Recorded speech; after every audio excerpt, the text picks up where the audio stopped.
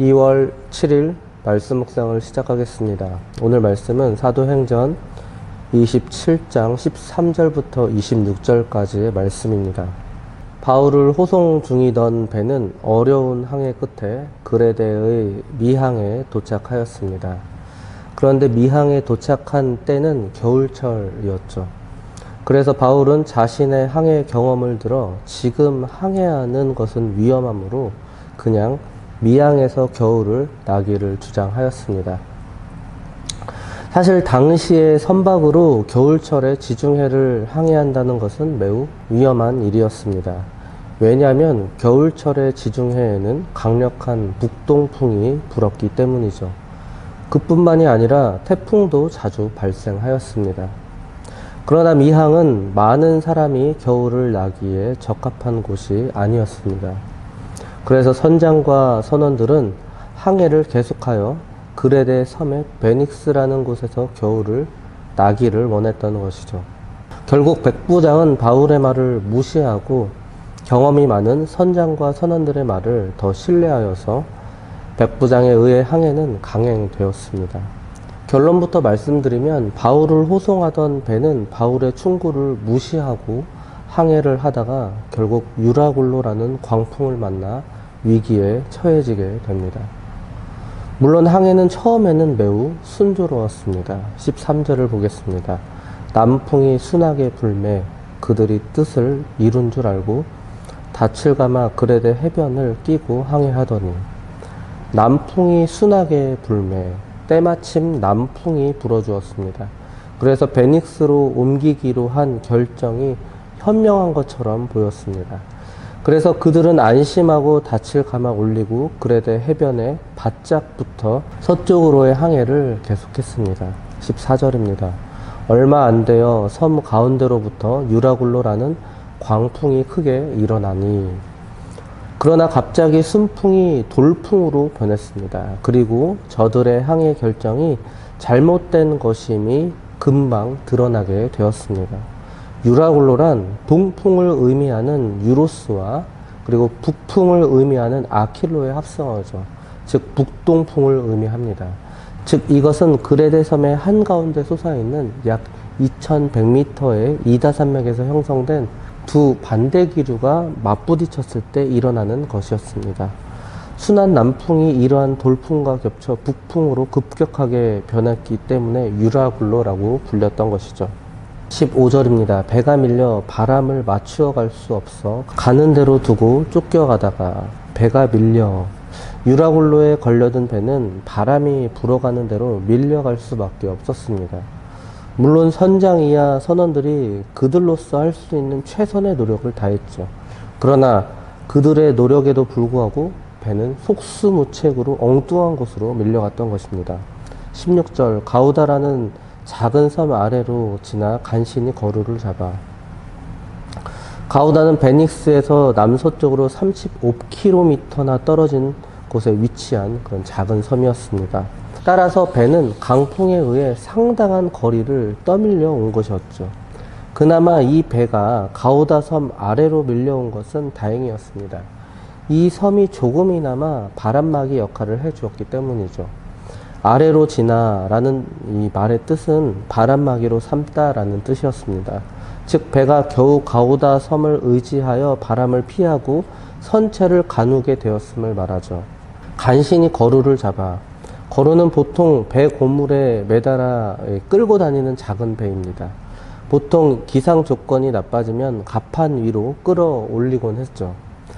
이제 선원들은 가우다 섬을 바람막이로 삼아 바람을 조금 피할 수 있게 되자 이 거루를 잃지 않으려고 또 그것이 배 본체에 부딪혀서 파손되지 않도록 하기 위해서 이 갑판 위로 끌어올린 것이었죠. 이로 보아서는 그동안에는 갑자기 이 불어닥친 이 유라굴로 강풍으로 인하여 거루를 끌어올릴 시간적인 여유조차 없었던 것 같습니다. 만약에 이 배가 파손될 경우 정박 시설이 안 되어 있는 곳에 이 비상 상륙을 하게 된다면 이 거루는 필수적이었습니다. 그래서 아마도 이들은 생사를 걸고 이것을 갑판 위로 끌어올렸던 것 같습니다. 17절입니다. 끌어올리고 줄을 가지고 선체를 둘러감고 스르디스에 걸릴까 두려워하여 연장을 내리고 그냥 쫓겨가더니, 가우다 섬을 바람막이로 삼고 있는 동안에 두 번째로 이들이 취했던 비상조치는 선체를 밧줄로 동여매는 것이었죠. 항해 도중에 이 선원들에게 있어서 가장 큰 악재는 바로 돛대와 선체가 파괴되는 것이었습니다.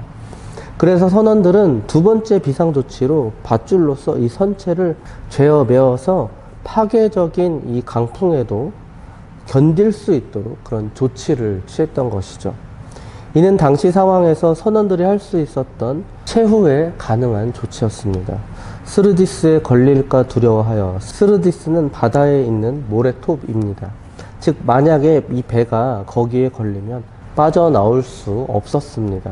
연장을 내리고, 그래서 선장은 아직 스르디스와는 이 먼 거리에 있지만 미리 연장을 내려서 이에 걸리지 않도록 대비시키고 있었던 것이죠.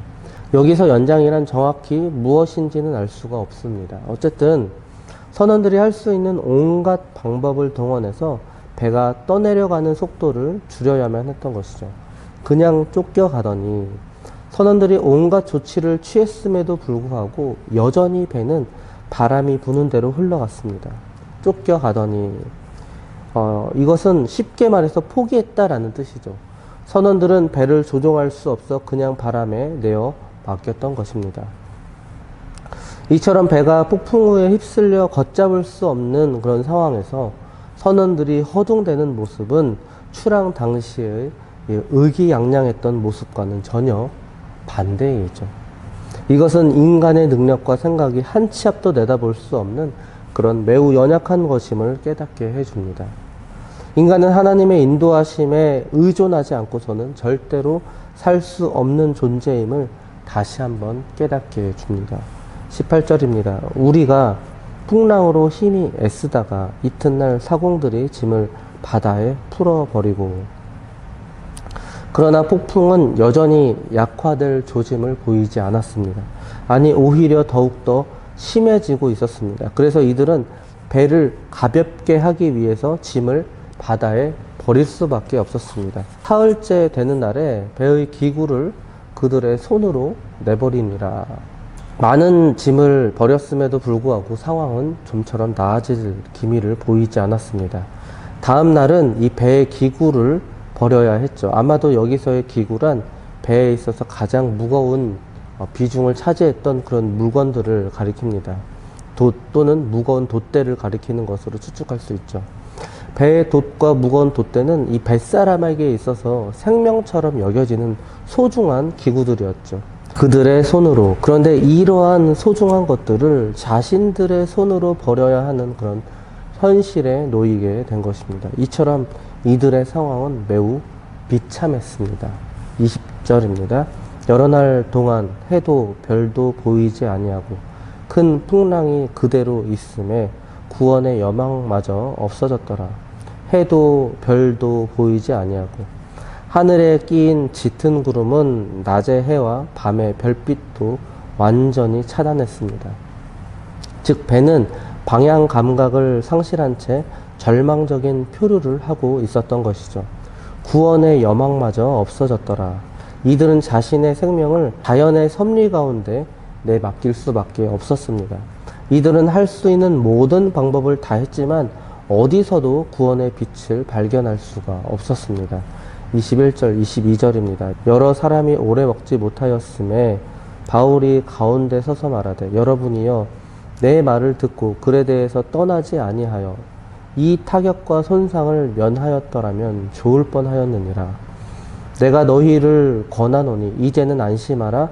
너희 중 아무도 생명에는 아무런 손상이 없겠고 오직 배뿐이리라. 배에 탄 사람들은 갑작스럽게 불어닥친 이 태풍으로 음식을 먹을 겨를이 없었습니다. 높은 파도와 바람으로 심하게 흔들리는 뱃속에서 지독한 멀미를 했기 때문에 오랫동안 음식을 먹지 못하였던 것은 당연했죠. 이러한 절망과 허기 속에 있던 이 무리들 가운데 바울이 서서 말했습니다. 지난날 자기의 권고를 받아들이지 않아 불행한 상황에 처하게 되었음을 그들에게 지적하였죠. 그들의 잘못된 과거를 들추어냄은 그들의 잘못된 판단과 그 자신의 옳은 판단을 다시 한번 확인시키기 위함이었습니다. 그리고 이러한 절망에 빠진 사람들로 하여금 자신을 통해서 구원의 길을 기대할 수 있도록 하기 위해서였죠. 안심하라. 지금 배에 타고 있는 사람들에게 가장 무서운 적은 풍랑이나 또는 허기짐보다 오히려 삶의 희망을 갖지 못하고 절망 가운데 빠져드는 것이었습니다. 그래서 이 바울은 가장 먼저 이들에게 불안을 제거시켰던 것이죠. 23절, 24절입니다. 내가 속한 바 곧 내가 섬기는 하나님의 사자가 어젯밤에 내 곁에 서서 말하되 바울아 두려워하지 말라. 내가 가이사 앞에 서야 하겠고 또 하나님께서 너와 함께 항해하는 자를 다 내게 주셨다 하였으니. 바울아 두려워하지 말라. 하나님을 의지했던 이 바울도 역시나 인간인지라 두려워했던 것이죠. 바울마저도 두려웠다면 나머지 배 위에 있었던 이 사람들의 두려움과 공포는 과연 어떠했을까요? 추측마저도 할 수 없을 것 같습니다. 그리고 이 두려워하던 바울에게 하나님께서 말씀하셨습니다. 내가 가이사 앞에 서야 하겠고 또 하나님께서 너와 함께 항해하는 자를 다 내게 주셨다. 실로 하나님은 위대하십니다. 이 폭풍우의 너머에는 역시 하나님이 계셨습니다. 이 폭풍우를 겪게 하신 이유는 바로 그들을 하나님께로 인도하기 위함이었습니다. 마지막 25절, 26절입니다. 그러므로 여러분이여 안심하라. 나는 내게 말씀하신 그대로 되리라고 하나님을 믿노라. 그런즉 우리가 반드시 한 섬에 걸리리라 하더라. 사랑하는 성도 여러분, 바울은 이 배에서 한낱 죄수에 불과했죠. 그러나 이러한 하나의 죄수가 이제는 가장 믿음직한 선장으로 바뀌었습니다. 세상의 이치와 섭리로는 불가능하지만 하나님께서 하시면 가능합니다. 이처럼 하나님과 함께 하시는 자는 역사의 진정한 주인공이 될 수 있습니다. 내가 누구인지는 중요하지 않죠. 바로 하나님께서 함께 하시느냐 아니면 그렇지 않느냐가 중요합니다. 오늘도 하나님을 믿고 의뢰하여서 어떤 상황 속에서도 낙심하거나 두려워하지 말고 믿음으로 담대히 승리하는 삶을 살아가시는 저와 장자 가족들 되시기 바랍니다.